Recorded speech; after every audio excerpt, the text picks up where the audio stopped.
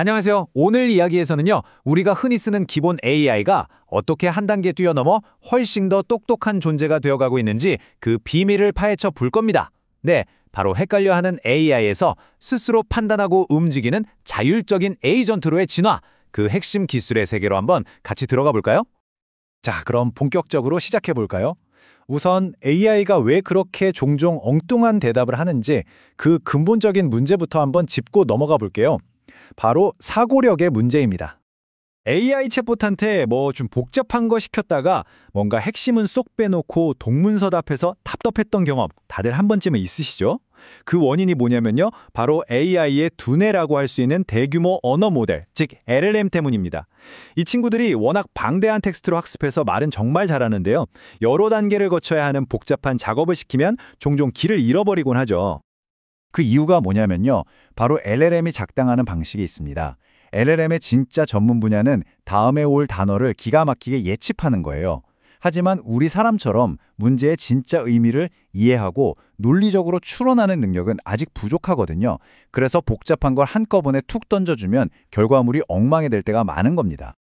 그런데 말이죠. 개발자들이 이 문제를 해결할 아주 기가 막힌 방법을 찾아냈습니다. 진짜 간단한데 효과는 엄청나요.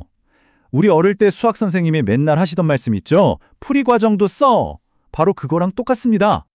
바로 사고의 사슬, 영어로는 Chain of Thought, 줄여서 COT라고 부르는 기술인데요. 이게 정말 재미있는 게 뭐냐면요.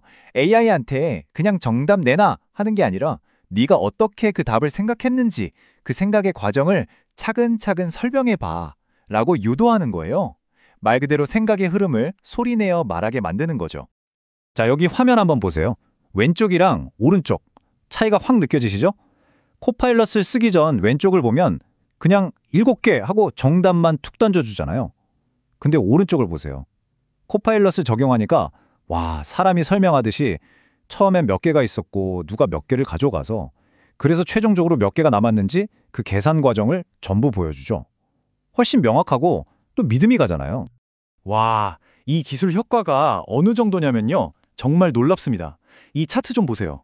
꽤 복잡한 코딩 테스트에서 이 COT 기술을 적용한 LLM이 심지어는 인간 전문가보다도 더 높은 점수를 받았어요. 이건 그냥 정답률만 높아진 게 아니에요. AI가 진짜로 논리적인 문제 해결 능력을 갖추기 시작했다는 아주 강력한 신호인 거죠. 자, 이렇게 AI한테 생각하는 법을 가르치는 데서 한 발짝 더 나아가면 어떻게 될까요? 아예 AI가 스스로 생각의 과정을 이끌어 나가게 하는 거죠. 여기서 바로 오늘의 주인공, AI 에이전트가 등장합니다. AI 에이전트가 뭐냐? 아주 간단히 말하면 자율성을 가진 LLM이라고 생각하시면 돼요. 그냥 가만히 앉아서 명령을 기다리는 게 아니라 스스로 문제를 분석하고 어떻게 해결할지 계획을 세우고 또 필요하면 도구를 찾아서 사용하고 이렇게 여러 단계의 복잡한 작업을 혼자서 다 해내는 거죠. 마치 자기만의 의지나 자아를 가진 것처럼 행동해서 진짜 우리 업무에 써먹을 수 있는 그런 인간 같은 AI를 만드는 핵심 기술이라고 할 수 있습니다. 아니, 그럼 이렇게 똑똑한 AI 에이전트들은 대체 어떻게 이렇게 일을 잘하는 걸까요? 얘네들이 쓰는 비밀 도구 상자가 있거든요. 지금부터 하나씩 열어보겠습니다. 첫 번째 도구는 체이닝입니다. 이름 그대로 연결하는 거죠. 엄청 크고 복잡한 일을 한 번에 턱 던져주는 게 아니라 아주 잘게 쪼개는 거예요. 그리고 첫 번째 작업에서 나온 결과를 다음 작업의 재료로 넘겨주고 또 그 결과를 다음 작업의 재료로 넘겨주고 이렇게 꼬리에 꼬리를 물고 작업을 이어나가게 하는 겁니다. 이렇게 하면 정확도가 정말 극적으로 올라갑니다. 두 번째는 라우팅인데요. 이건 똑똑한 교통정리 경찰이라고 생각하면 딱 맞아요. 사용자가 뭔가를 요청하면 라우터라는 AI가 먼저 딱 보고 아, 이건 영업팀한테 보내야겠네? 이건 기술 지원 전문가가 봐야겠는데? 이렇게 의도를 파악해서 가장 적합한 전문가 AI에게 작업을 착착 배분해 주는 거죠. 세 번째는 관리자 작업자 구조입니다. 이건 처음부터 뭘 해야 할지 좀 막막할 때, 그럴 때 아주 유용한 방식이에요. 예를 들어, 야, 게임 캐릭터 하나 디자인해봐. 이렇게 모호한 목표를 던져주면 먼저 관리자 AI가 나서서 그럼 성격은 어떻게 하고, 외모는 어떻게 하고, 스킬은 뭘로 할까? 이렇게 구체적인 작업 리스트를 쫙 만들어요. 그럼 작업자 AI들이 그 리스트를 받아서 하나씩 착착 실행하는 거죠. 스스로 문제를 정의하고 해결책을 찾아 나가는 거예요. 네 번째 도구는 평가자 피드백 루프. 이건 일종의 깐깐한 품질 관리팀이라고 보시면 됩니다.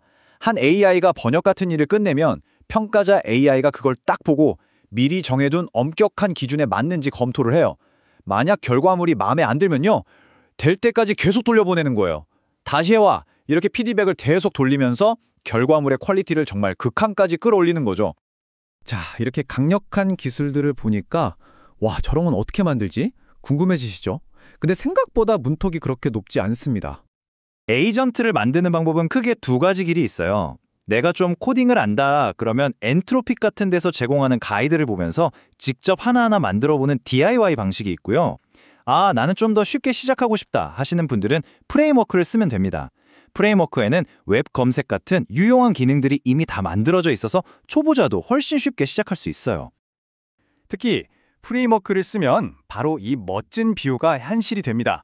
마치 역할이 딱 정해진 가상의 직원들, 그러니까 크루를 만드는 거죠.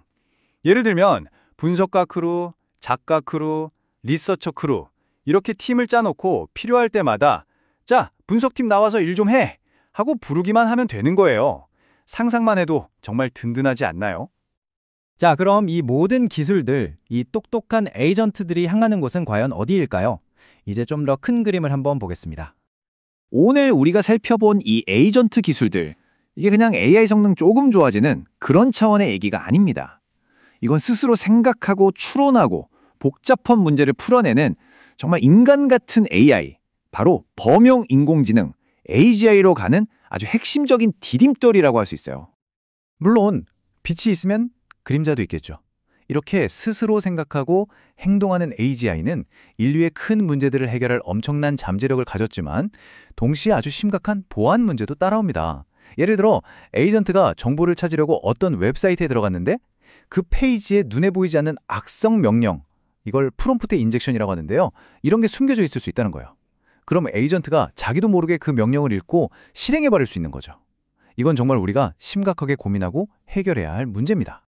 자, 오늘 내용이 좀 많았죠? 핵심만 딱딱 짚어서 정리해 드릴게요. 첫째, 보통 AI는 예측만 하지만 에이전트는 추론을 합니다. 둘째, 사고의 사슬 같은 간단한 트릭 하나만으로도 AI 성능은 드라마틱하게 좋아질 수 있다는 거. 셋째, 에이전트는 체이닝, 라우팅 같은 자기만의 도구 상자를 이용해서 복잡한 일도 척척 해낸다는 점. 넷째, 이런 에이전트를 만드는 게 생각보다 그렇게 어렵지만은 않다는 것.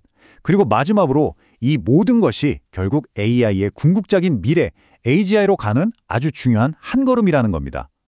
오늘 이야기는 여기서 마무리하겠습니다.